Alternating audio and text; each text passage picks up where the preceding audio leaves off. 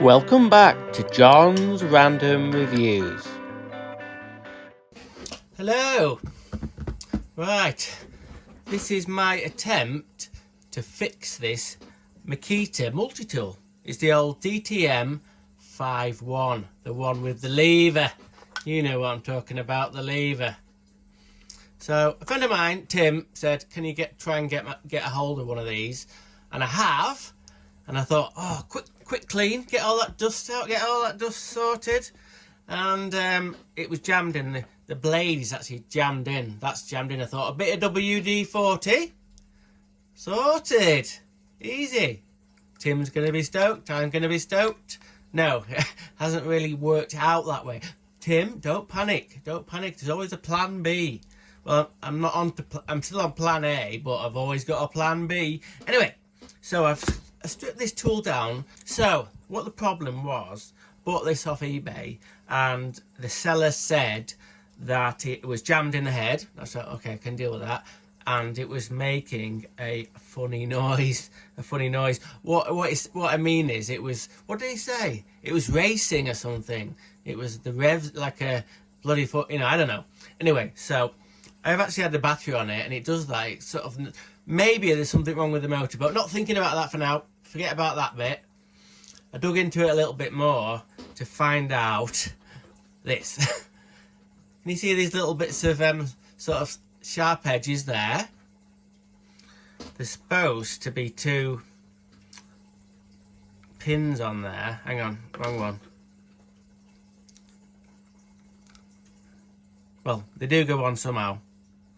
Anyway, there's supposed to be 2 pins on there, and both of them have snapped off. Look at that. It's really close to the bearing there. So I've got a sort of a guy who says he's gonna have a go at doing it, have a go at welding this. But he's had a go. This gentleman has had a go at welding MAKITA aluminium, and he said it's not that strong, the aluminium, and it's hard to weld. I can't weld aluminium. I wish I could. So this is the biggest problem at the moment. We've got these 2 lugs snapped off. Yeah, I am worried about the fact that I haven't managed to get the blade out yet. I've soaked it sort of like 12 hours that way down to try and get a bit of oil down the pin there, and I've actually soaked it the other way as well. So the next plan, what I've got to, no, I want to. I nearly said I wanted to, because I do want to. I want to take this bit out. Now I think there is a bit of a circlip at the back there, but I think underneath this this little shim bit here, bushing you might say, is like a split ring which I can take out, and everything will come out that way, but I'm not sure. But I'll probably have to cut this blade off as close as I can. Oh, hang on, sorry. I'll have to cut this blade off close as I can to the edge of this bit, just to get to that bit actually. So we've got a lot of work to do, but me and you, us, we're gonna get it sorted. Oh, and the pin snapped in half that went through that bit there. Now what I think happened, I make a guess here, but I think whoever had this was a little bit rough. It must have started jamming up a little bit, and they must have been really riving on that. That has a cam on it that pushes this pin down, and I'm not sure how the mechanism works yet, but we'll find out. It might have go spring everywhere, but they must have had like an adjustable spanner on that, and what's happened is, because that pin didn't go down, it just snapped these lugs off and snapped the pin holding that on. So really right, Pickle? Oh, well, it's kind of interesting. It's kind of interesting and annoying fucking at the same time. But I've got this is plan B, Tim. If it all goes completely fucking tits up, that one. I know you didn't want this one. I know Tim asked for the one with the lever, but I've got this one that's a DTM50, the original 18 volt MAKITA multi-tool. So I bought this for about 15 quid. And I'm going to strip this down. I'll turn it on and then make your guess whether it's there's a bit that snaps off in these heads, or is it something to do with the motor, maybe a bearing. Are you ready? Where's the bloody on off switch up there? Are you ready for the noise?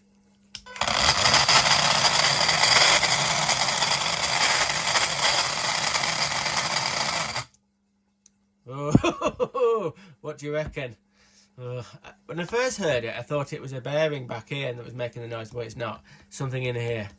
And I think it's oscillating still a little bit, but if one of them pins is broken in this very complicated little arrangement in there, we're fucked. We're fucked. Anyway, not completely, but the crank housing of this one, DTM50, is quite a bit cheaper than the one with the actual lever on. I think you can get these for about 40 quid, the crank housing, but still quite expensive. Anyway, we'll do a little bit of grinding and a bit of fiddling, and we'll get back to you. All right, and we're back in the room. Anyway, what's been going on? Well, I managed, as you can see, to split all the head down to its components. I'm not yet dared take this apart, this bit, but I found a nut. So that must be threaded on the end there, and there must be some kind of spring arrangement in there. I was hoping with a load of WD-40 or oil and down there for a couple of days and just pushing it back. This pin here, right, this pin here is meant to go up and down. That's how it works, but I think that pin's been pushed in. I think, worst case scenario, there's something broken in there. There's a spring broken, but you never know. We've got to take that apart yet. But how did I get that out of here? Well, I don't have the really technical sort of press tools and pullers and all sorts to do it. I'm afraid I did a bit of brute force and ignorance, but I haven't. No, we don't talk about that bit yet. Hang on. Right. This the bit that makes it oscillate is this bit, and that connects on to a cam, and it goes like that. That's how it works. So this bit here is pressed on. You can see where it used to sit there. You can get to focus. There. So that's got to be pressed back on there. I'm a bit nervous about that, but never mind. Anyway, to get it all apart at first, I've actually got one of these bloody things, a bearing puller. So this, I thought this will be just ideal.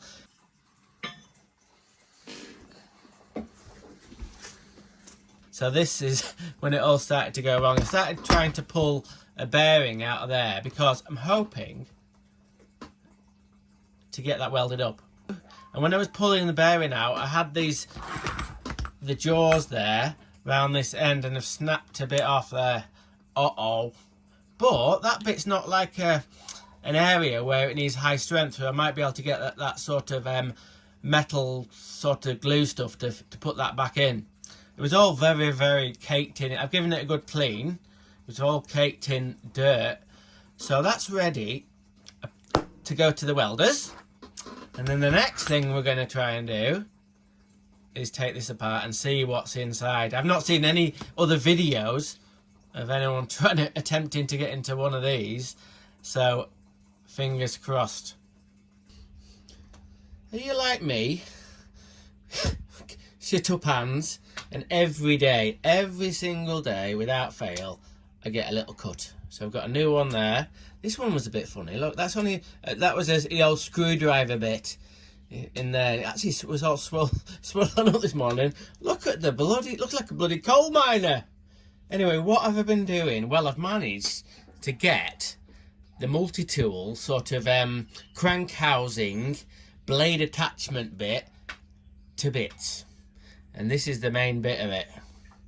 As I've said before, this is where the blade goes on. If I can get the bloody thing to focus, that's where the blade goes on, and this pin here locates down there and traps the blade, oscillating blade, on these pins, and then it goes like that. So at the back of here was like a nut sort of set up on the back, which I've managed to thread out. So that is this bit here. And get it back in. Yeah, that bit there was threaded in like that. So when I started to unthread that, you could tell there was a hell of a spring behind it. You could tell it was sort of pushing it out a little bit. Oh, now behind here, the first bit of note is this hell. Look at this spring. Look at the spring. Bloody hell. Let's see if I can push it a bit. I can't even bloody move that. That is a hell of a spring. So the spring goes down in there like that. And then the next bit, I was quite nervous actually taking this apart because I wasn't sure whether there was anything broken or everything was just going to go boom. Now then, it's going to be a bit of a bugger to get this back in, because when it all goes in together, you've got to push the spring in. I might have to, get something to press the components in so I can get that to start, so I can get that thread to start. Anyway, back to it. We've got some good news. We've got some good news.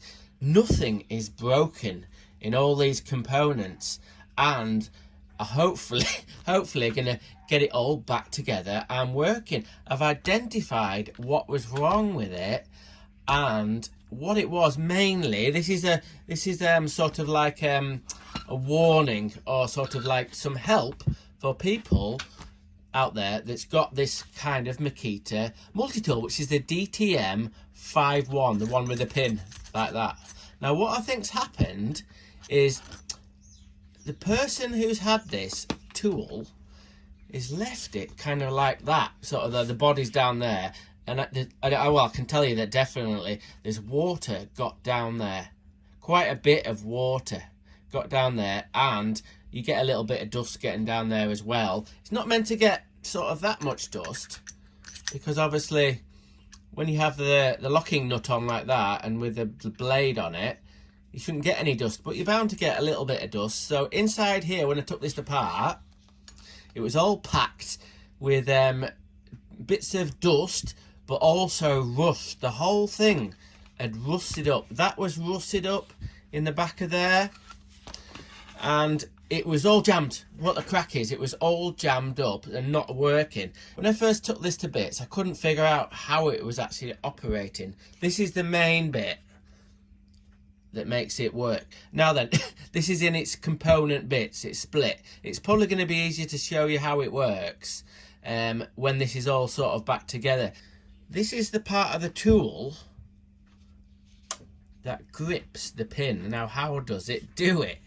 Okay, so you can imagine this being in the tool here, and this bit on the end, if I can get it to focus, this bit on the end is what the lever presses down and pushes. So that bit there sits like that. Now then, in this bit here, it's got these two jaws. When I get it back together in a bit, I'll be able to show you better. These are the two jaws here that grip the actual the pin that holds the multi-tool blade on. So in simple terms, see the flat faces there?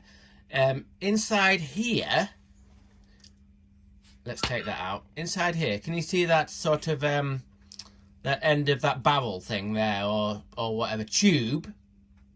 That bit, when you push the lever, it pushes down on them two flats and it opens up the jaw so you can get the pin in.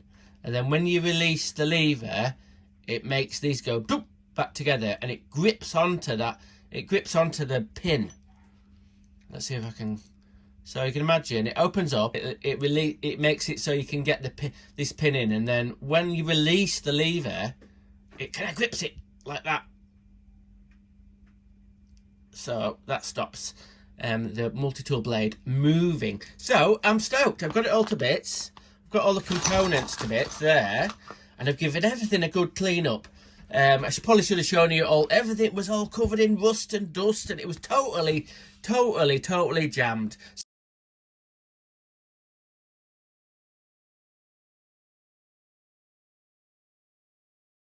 So I'm stoked I've got all this back together. Well, I'm stoked I've got all this cleaned up and nothing's broken in here. So the next step is to put all this back together. When I do put it back together a bit, I'll kind of go into, probably be a bit better to show you how the mechanism works.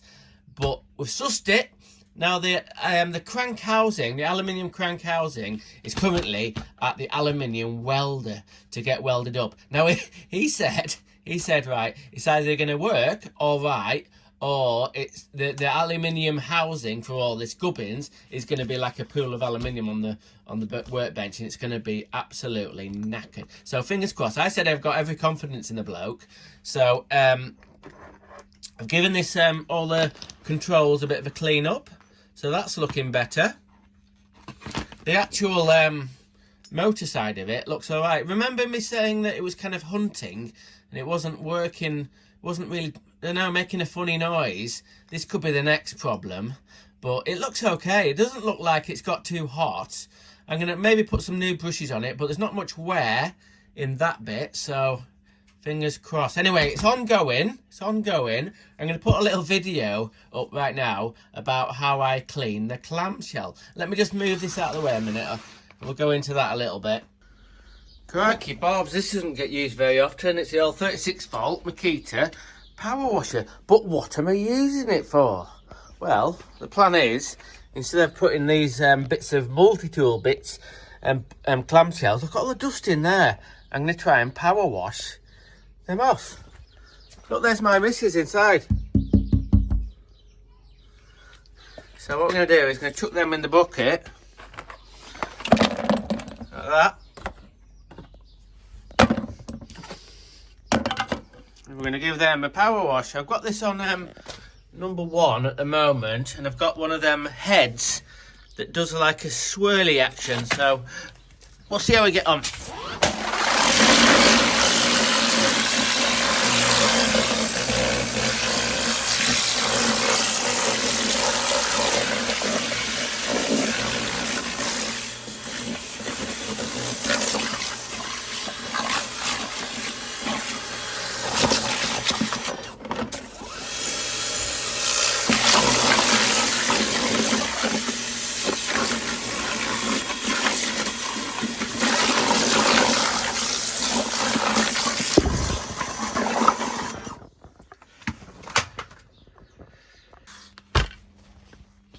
Right then, so this is the clamshell of the multi-tool.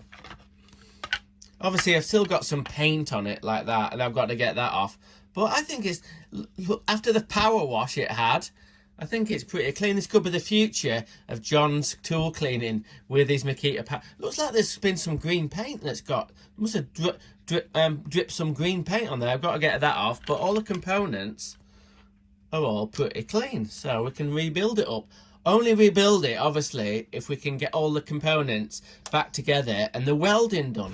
Okay, what the crack is, I might do another video, because this is going on and on and on. I'm trying to keep my videos down to sort of 10 minutes. It's probably gone over that. So the next video, hopefully, will have the crank housing welded up, and I can get it back together. I've got a couple of bits to buy, like the brushes and like a hardened steel pin, and hopefully we'll be able to get it back together.